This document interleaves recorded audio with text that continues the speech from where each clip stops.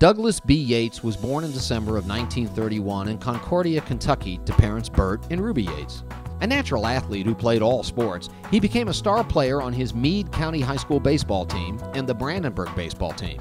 He lettered in baseball all 4 years at Western Kentucky State College under legendary coach E.A. Diddle. During Doug's time with the team, it won 2 conference championships. Doug joined the Air Force Reserve Officers Training Corps while at Western and was commissioned a second lieutenant upon graduation. He elected to become a pilot when he learned that aviators received a $100 flight pay bonus. His first airplane flight was in 1955 at Spence Airfield, Georgia, when he started primary flight training in the Beechcraft T-34. He was the first in his class to solo after only 6 flights, and he quickly moved up to the larger T-28, where he experienced his first engine failure and emergency landing. This would not be his last experience with a broken airplane. When he entered basic jet training at Greenville Air Force Base in Mississippi, he was again faced with making an emergency landing when the engine on his T-33 suffered a catastrophic failure shortly after takeoff, and this on his first solo flight. Because of his class standing, Doug received the only fighter aircraft assignment, and he proceeded directly to gunnery school flying the F-84G.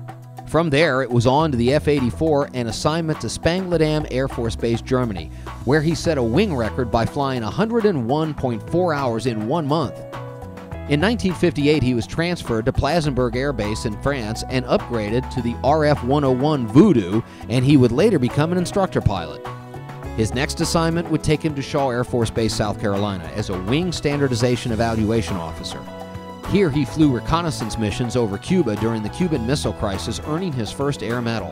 In 1962, he was off to Taiwan to serve a 2-year tour as advisor to the Chinese Air Force, flying the RF-101 and RF-104.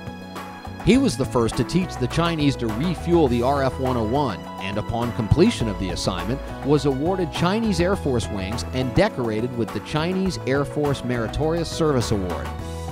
Doug was then sent to Okinawa, Japan, where he got his first taste of combat over North Vietnam, flying the RF-101, the F-4, and the RF-4.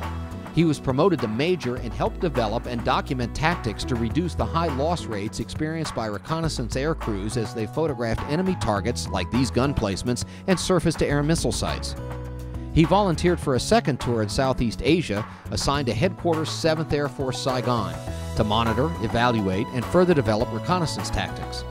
During these 2 assignments, he flew 177 combat missions and was awarded the Bronze Star, the Distinguished Flying Cross, and 13 Air Medals. Returning to the States, Doug and his wife Anne-Marie and daughters Dara, Dawn, and Dana moved to Austin, Texas to Bergstrom Air Force Base. While there, he was responsible for writing the 12th Air Force's manual for the Standardization Evaluation Program and was charged with evaluating all of the reconnaissance units west of the Mississippi River.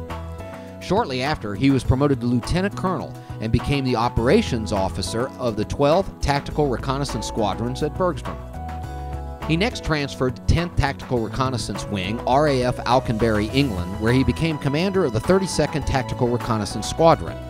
Prior to Doug's arrival, the squadron had failed a key NATO evaluation.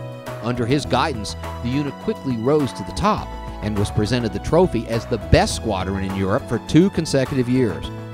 Doug was promoted to colonel and positioned as Wing Director of Operations over 66 RF-4 aircraft, and later gained a new aggressor squadron with 25 F-5 aircraft. The Wing was one of the largest in Europe, and it grew in prestige under his guidance.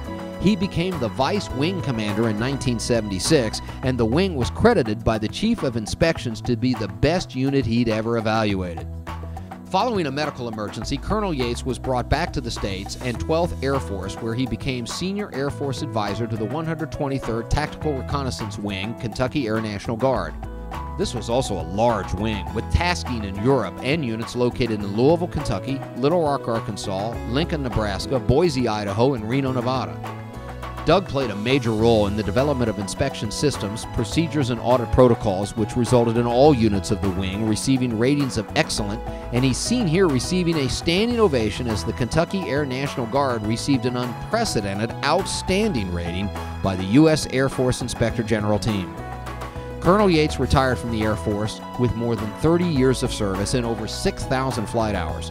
he was presented the prestigious Legion of Merit Award by his previous commander, Major General Paul H. Hodges, Vice Commander, Air University.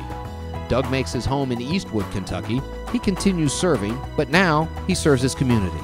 It's therefore fitting that Colonel Douglas B. Yates, a man who sees service to his country as an honor of the highest calling, be enshrined into the official Aviation Hall of Fame of the Commonwealth of Kentucky.